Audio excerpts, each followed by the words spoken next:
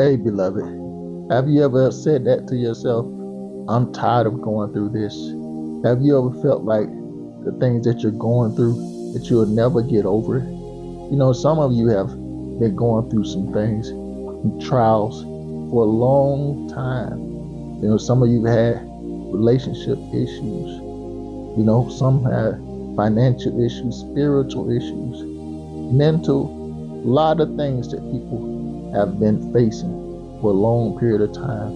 And it's to be expected that you will feel like sometimes like giving up when you're going through it. But I'm here to encourage you, those of you who know Christ, not to give up. Because I think about what Paul says in 1 Corinthians, the 10th chapter. Paul says, "For there is no temptation that is taken you, such as coming unto man." Listen to what he says. In other words, what you're going through, somebody else have went through it too. But he says, God is faithful. In essence, God is trustworthy. And he will not suffer you. He will not allow you to be tempted above that which you are able. Listen to what he says. But with the temptation, he will make a way of escape that you might be able to bear it. You hear that? He says, with the temptation, the trial, the testing that you're going through, God will make a way of escape that you can bear it, that you can go through it. Now, what is the way of escape? I believe the way of escape is Jesus. Because Paul says in 1 Corinthians chapter 1, he says, God is faithful again. I think it's verse 9.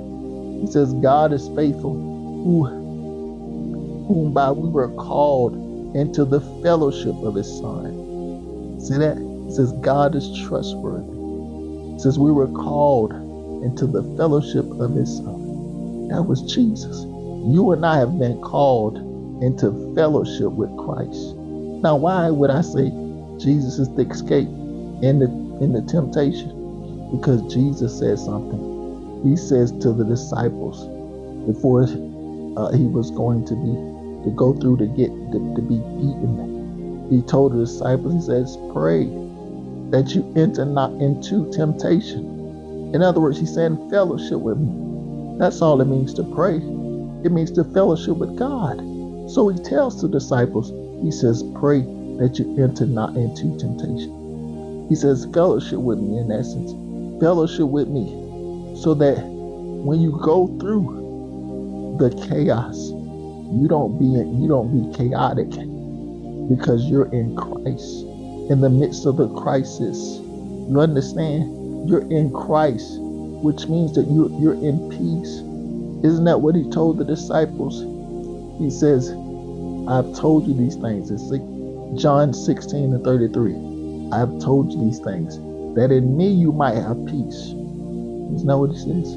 He says, in this world you will have tribulations, but be of a good courage, for I have overcome them. See that? He says, but in me you're going to have peace, regardless of what you're going through, because Jesus has overcome the world, and you are in Christ. That means that you are victorious. It doesn't matter about the storms of life that you're going in, that you're going through. Just keep going through it.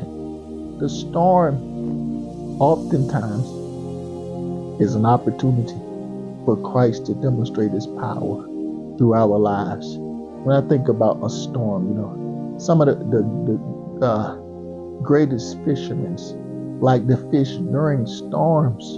You know why they fish during storms?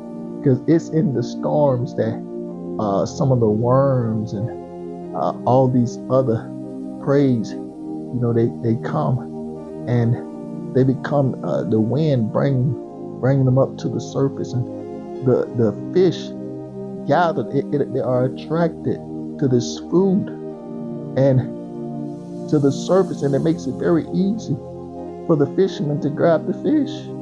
But it's in the midst of the storms. You see that? And that's what Jesus is. Jesus is the greatest fisherman. And when we're in the storms of life, you see, people are looking at our lives.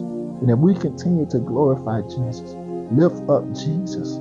People will be drawn to him, even while we're going through it. So, hey, beloved, if you're going through today, I want to tell you to keep going through it. Look, become conscious of Christ more than the crisis that you're in. Hey, till the next time, stay up.